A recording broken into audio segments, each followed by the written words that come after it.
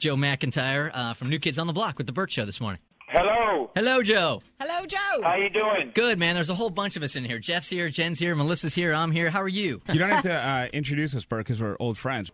The big contest. Could be totally wrong, but it was something about if you know someone famous, like you get a call or something like that. Yeah, you're he called him The for Who Do You Know? Who Do You Know? Oh, do you? Yes. I didn't know that. I forgot. Oh, I think so. man. Well, I don't think I did. I think Danny did or something like that, but it was for charity. Yes. Or whatever. Okay. I don't know. We're almost like family. Anyway, stop talking. What's going on? Big old tour. You guys starting out in Atlanta in June. I'm curious how you guys choose Atlanta as the opening venue for your tour. Oh, well, Atlanta is a hub, man. It's the cradle of pop boy band. No, I don't know. It sure started out really strong. It just worked out, really. I mean, we needed a place to set up shop for a few days before we start the tour, and the venue was open. That's the honest story. The real story, though, is that the funny thing is the first time when we started working on the album, we did a couple of tracks in L.A., and the first road trip we took was down to see Brian Michael Cox in Atlanta. Uh-huh. So it feels kind of like we're coming full circle. I mean, that was a big trip for us to kind of say, wow, we're really making this record. Is it better to be the first city on the tour or the last city on the tour? Because I can see arguments made for both. Both. I mean, both are good. It's like first show is like the first game of the season. You know what I mean? It's like, pow, you're excited. You don't know what's going to happen. It's new for everybody. It's new for us. It's new for the crowd. But the last one is sort of laid back and crazy, and you don't know what's going to happen because you just let it fly. And the first and the last show are good. All the ones in between aren't really that good. It's Joe McIntyre from New Kids on the Block with The Burt Show. Joe, I got to go to your show last time you guys came through town, and it was awesome. Atlanta absolutely loves you guys. And I'm just curious, though, because it's such a high-energy show, what's tougher, to tour with New Kids on the Block or compete on Dancing with the Stars? Dancing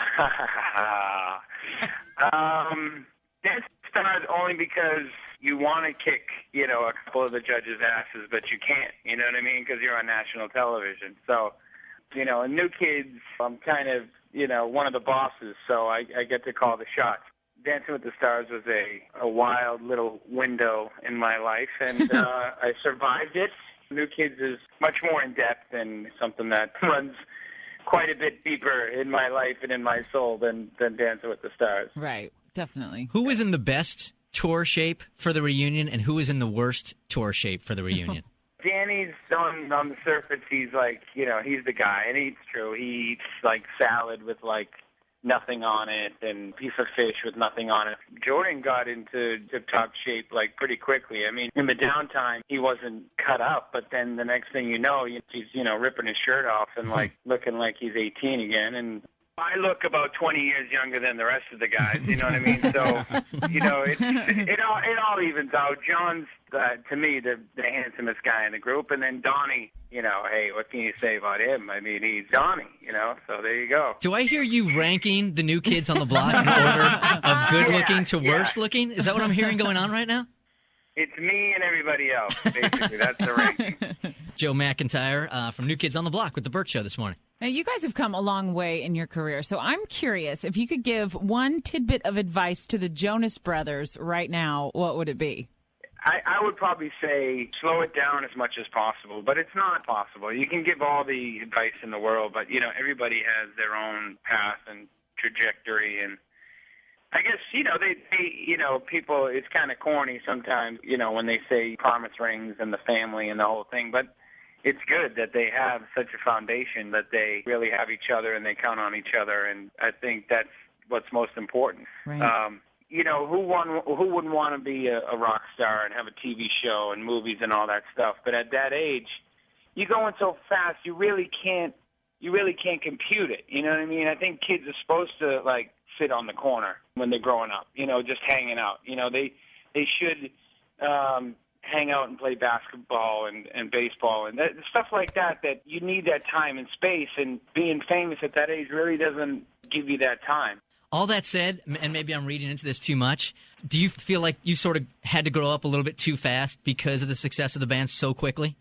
it wasn't too fast. It wasn't like I was out clubbing and, doing drugs, but it was just, I'm not home. Every teenager feels like they know exactly what they want to do and who they are, and then, we grow up and realize things change. So it's all kind of relative, but it did take me a few years to kind of really do nothing and just hang out because I needed to do that.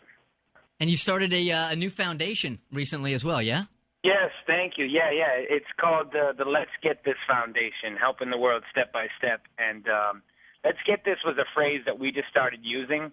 It's sort of like the new, just do it, or, let's do this. It's like, let's get this. And it became like this running movement, and every night we'd have the crowd sing it, so 20,000 people would, be screaming, let's get this. And I just saw it as a way of giving back. I mean, everybody wants to help out. They just don't always know how, and they don't think they'll make a difference. And that's what it's about, coming together and learning from each other. And the first thing we're doing is a children's book drive on this summer's full-service tour, our tour this summer. And if everybody brings a brand new book for kids, they'll get a free download of this new song that I'm performing in the show. It's called Five Brothers and a Million Sisters, which is kind of autobiographical of the group. And but the early reading is just there's such a connection to early reading and kids being able to read throughout society.